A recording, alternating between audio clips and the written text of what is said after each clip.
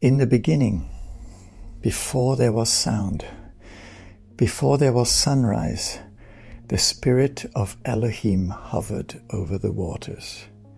Darkness covered the deep, yet within that darkness pulsed the heartbeat of creation. Then the voice spoke, "Let there be light," and light burst forth, chasing away the silence.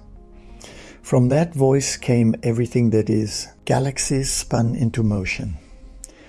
Rivers found their beds, and the earth took form beneath the watching heavens. When all was ready, Elohim reached into the soil of his own world and shaped a figure from the dust.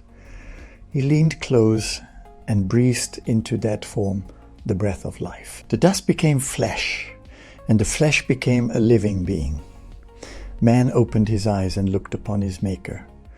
That single breath carried within it the purpose of all creation. Spirit and matter moved together as one, but as generations passed, that unity faded.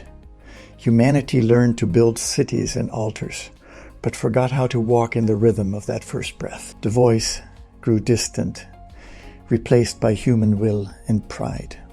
Still, the Creator did not turn away. He whispered through prophets, through visions, through fire and wind, promising that one day his breath would fill mankind again. Every covenant, every sign pointed to that return. Centuries later, in a quiet village, a young woman named Mary heard the echo of that promise. An angel appeared and said, "The Spirit of the Most High will come upon you, and the power of the Most High will overshadow you." The words were familiar to her heart. The Spirit had once hovered over the waters. Now that same presence would hover over her. The womb became the new garden. The soil of creation was now within her own body. The same breath that entered dust would once again enter flesh, not to create another world, but to renew this one. And so, without the act of man, life was spoken again. The word took root. The promise began to move. Yeshua's conception was the act of Elohim breathing into humanity once more. Not in thunder, not in fire, but in quiet holiness. It was the Creator saying, "Let there be life again." And through that breath, a new beginning was born. When Yeshua entered the world, the invisible became visible.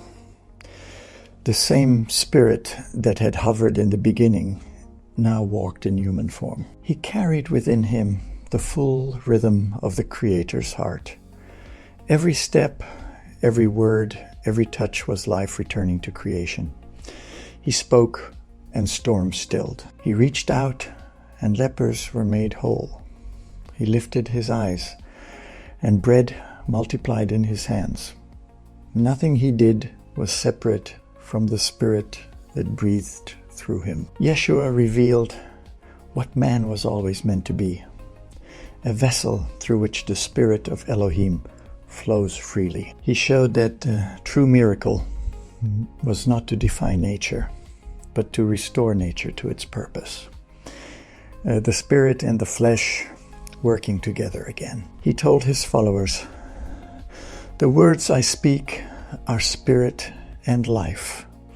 When he taught, it was not information, it was creation happening again. The same creative breath that once said, "Let there be light," was now saying, "Let there be understanding, mercy, and truth."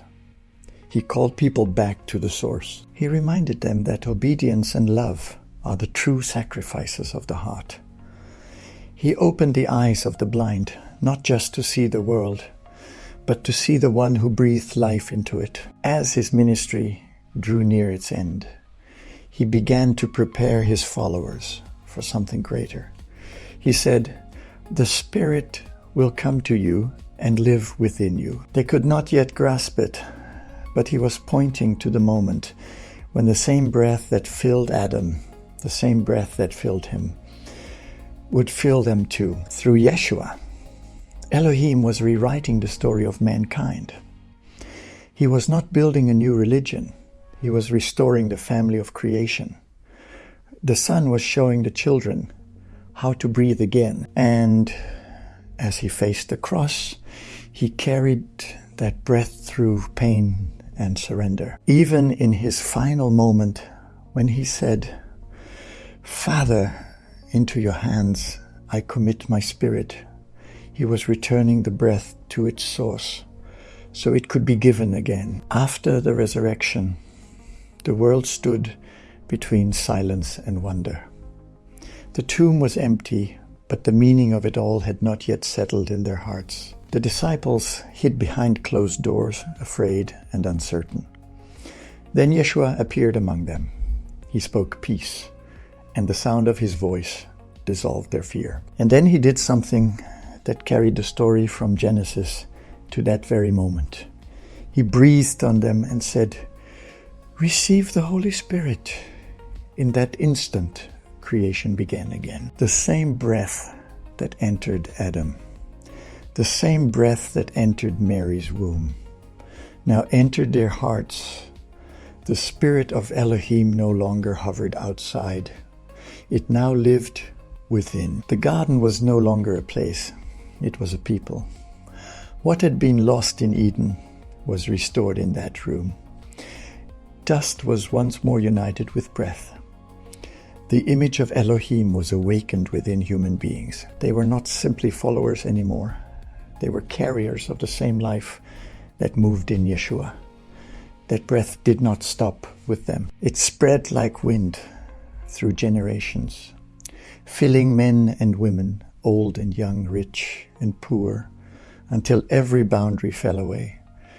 Wherever the Spirit entered, life began to rise. It healed the broken, mended the divided, and awakened the sleeping. This is what it means to be born of the Spirit. To receive the same creative breath that began the world and renewed it through Yeshua. To walk again in the rhythm of the Creator. To speak words that carry life. To live as vessels of His presence. The story has always been one story. The breath that formed creation. The breath that entered the womb. The breath that filled the disciples. It is the same Spirit still breathing. The same power that said, "Let there be light," now says, "Let there be life in you." Creation began with a breath, and redemption was completed with the same breath. From the dust of the earth to the womb of a woman, to the hearts of all who follow Yeshua, Elohim's Spirit continues to whisper, "I make all things new. Behold, I make you new."